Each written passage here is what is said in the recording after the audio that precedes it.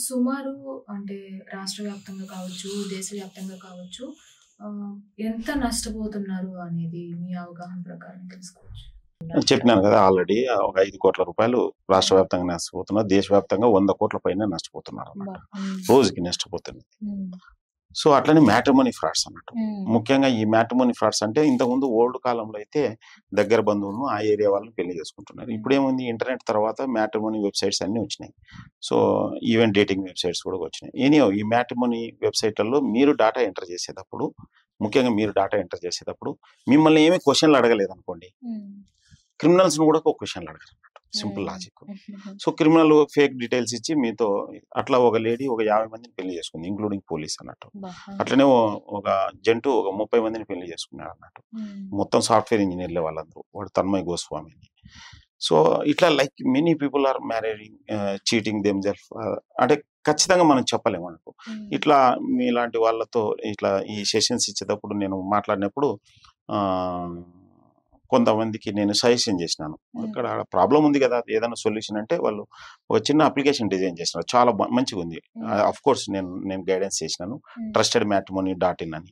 So, okay. దాంట్లో ఏందంటే ప్రతి ఇన్ఫర్మేషన్ చెక్ అవుతుంది. లైక్ వాళ్ళ హ్మ్. డేట్ ఆఫ్ బర్త్, వాళ్ళ అడ్రెస్, వాళ్ళు ఏం చేస్తారు, వాళ్ళ మీద క్రిమినల్ కేసులు ఇవన్నీ చెక్ అవుతాయి అన్నట్టు. ట్రస్టెడ్ హ్మ్. మ్యాట్రిమోనీ డాట్ ఇన్ అన్నట్టు. ఓకే. సో, అట్లా రియల్‌గా చెక్ అయ్యే వెబ్‌సైట్‌లలోనే డాటా ఇస్తే హ్మ్.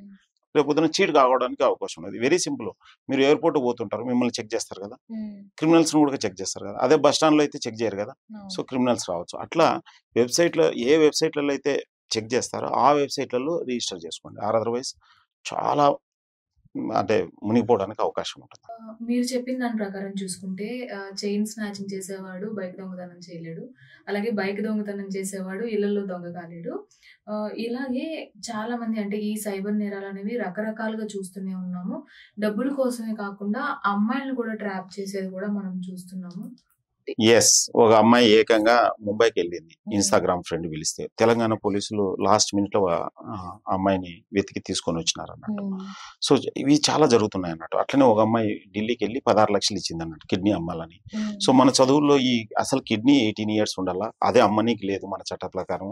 ఓన్లీ బంధువులకి ఇవ్వచ్చు. ఈ ఈ జ్ఞానం కూడా ఇవ్వట్లేదన్నట్టు. హ్మ్. సో, లాస్ట్‌కు 16,00,000 పోగొట్టుకొనొచ్చింది. యాక్చువల్‌గా హ్మ్. అమ్మాయి ఏదో జీపేకో, ఫోన్‌పేకో ఎక్కడో ఎవరికో వాడేసింది 2,00,000. అది ఇంట్లో అడిగితే భయమని జెప్పి ఒక 7,00,00,000 కిడ్నీ అని జెప్పి ఎక్కడో మెసేజ్ జూస్తే కిడ్నీ ఇవ్వడానికి పోయింది. హ్మ్. 16,00,000 పోవడం. అది పక్కన పెట్టండి. నేను రీసెంట్‌గా పేపర్‌లో జూసినా. ఒకడు కిడ్నీనే ఇచ్చినాడు. ఒక హ్మ్. 30,00,000 అని జెప్పి. కానీ వానికి 50,000 ఇచ్చినారన్నట్టు. అబ్బా! అయి టర్కీ, శ్రీలంకకి తీసుకెళ్ళి జేస్తున్నారన్నట్టు. సో, హ్మ్. ఏదేమైనా గాని సోషల్ మీడియాలో వచ్చినది నిజమని నమ్మకండి అంతే హ్మ్. సింపుల్‌గా. సో, చాలా డేంజరు. ఒకాళ మోసపోయినాకనే తెలుస్తుందన్నట్టు ఎంత డేంజర్ ఉంది, ఏంటి అని. ముఖ్యంగా ఎంత తొందరగా వీలైతే అంత తొందరగా వాళ్ళ ఉద్యోగస్తులకు, వాళ్ళ వినియోగదారులకు సోషల్ మీడియా అవగాహన కల్పిస్తే అంత బెటర్ అన్నట్టు. సో, ఇంకొకటి ఏందంటే ఏదైనా ఇప్పుడు మీరు ఓలానో, ఉబరో, జొమాటోనో ఏదన్నా మీరు సర్విస్ వాడుకుంటారు. హ్మ్. మీరు వాళ్ళతో కాంటాక్ట్ కావాలంటే జనరల్‌గా అప్లికేషన్‌లోనే ఒక ప్రొవిజన్ ఉంటుందన్నట్టు. హెల్ప్ అని, హెల్ప్ డెస్క్ అని, లేకపోతే కాంటాక్ట్ అని, హ్మ్. లేకపోతే వెబ్‌సైట్‌లో ఉంటుంది. ఆ రూట్ కాకోకుండా సింపుల్‌గా మీరు గూగుల్‌లో సెర్చ్ చేసినారనుకోండి, ఫస్ట్ వచ్చిన నంబర్ ఫోన్ చేసినారంటే మీరు బుక్ అయితారన్నమాట. అవి క్రిమినల్స్‌లే ఉంటాయన్నట్టు. ఓకే. హ్మ్. సో, అవే కాకుండా ఇప్పుడు ఆ క్రిమినల్స్ కూడా మనం ఇట్లా చెప్పుకుంటే వందల రకాలు ఉన్నాయన్నట్టు. ఇప్పుడు కరెంట్ బిల్ పే చేయాలా, hmm. Electricity bill dot APK అని any application dot APK hmm. వచ్చినారంటే మీ ఫోన్ హ్యాక్ అయితుందన్నట్టు. So, okay. డాట్ ఏపీకే గాని, ఎనీ లింక్ గాని మీరు ఒకటికి 2 సార్లు కాదు కదా! 10 సార్లు ఆలోచించాల. లింక్ కనపడిందంటే మీకు అర్థం కావాల్సిందేందంటే అది కరెంట్ వైర్ అనుకోవాలంతే. హ్మ్. సో, రకరకాలుగా ఇప్పుడు పీఎం కిసాన్ యోజన అని, సీఎం రిలీఫ్ ఫండ్ అని, హ్మ్. లేకపోతే ఇప్పుడు సీఎం రైతులకి మాఫీ చేసినాడు కదా! ఇట్లా ఏవైనా అని కొత్త కొత్త పథకాల పేరుతో ఇప్పుడు టాక్స్ వస్తుంది. టాక్స్ రిఫండ్ అని చెప్పి డాట్ ఏపీకే అని పెట్టి సేమ్ ఫైలే పేరు మారుస్తారన్నట్టు. హ్మ్. సో, మీ మొబైల్ హ్యాక్ అయితుంది. హ్యాక్ అయినప్పుడు మీ మొబైల్ నుంచి, మీ వాట్సాప్ నుంచి అందరికి మళ్ళా ఫైల్స్ పోతాయి. సో, మీన్‌వైల్ మీ మొబైల్ వాళ్ళ చేతుల్లో ఉంటుంది. హ్మ్. సో, వెంటనే వాళ్ళు వాట్సాప్‌లో మీ ఫ్రెండ్స్‌కి అందరికి ఆహ్, డబ్బులు అడుగుతారన్నట్టు. లేకపోతే హ్యాక్ అయి ఉంటుంది కాబట్టి అదే ఫోన్‌పే నుంచో, జీపే నుంచే వేరే వాళ్ళకి డబ్బులు ట్రాన్స్‌ఫర్ చేసుకుంటారు. సో, హ్మ్. అన్‌నోన్ పర్సన్స్‌తో ట్రాన్సాక్షన్ చేయకండి సాధ్యమైనంత వరకు. ఏదైనా ఫోన్ వచ్చినారంటే అవతల వ్యక్తితో మాట్లాడి ట్రాన్సాక్షన్ చేయండి. ఒకసారి డబ్బులు పోయినాయా మీరు 1930 కంప్లెయింట్ చేయొచ్చు. బట్ ఆ డబ్బులు డ్రా చేయకముందైతే పోలీసోళ్ళు ఏదైనా హెల్ప్ చేయగలుగుతారు. Bank okay. ఫ్రీజ్ చేపిచ్చి అన్నట్టు. హ్మ్. సో, డబ్బులు. సేమ్ అదే టైంలో చాలామంది నిరుద్యోగులు ఏం చేస్తున్నారంటే తెలుసో తెలియకో ఎవరో వచ్చినారంటే ఆన్‌లైన్‌లో మీరు సింపుల్‌గా మీకు ఒక బ్యాంక్ అకౌంట్ ఉంటే మేము 10% కమిషన్ ఇస్తామని వాళ్ళను మభ్యపెట్టి వాళ్ళ అకౌంట్స్ తీసుకుంటున్నారన్నట్టు. హ్మ్.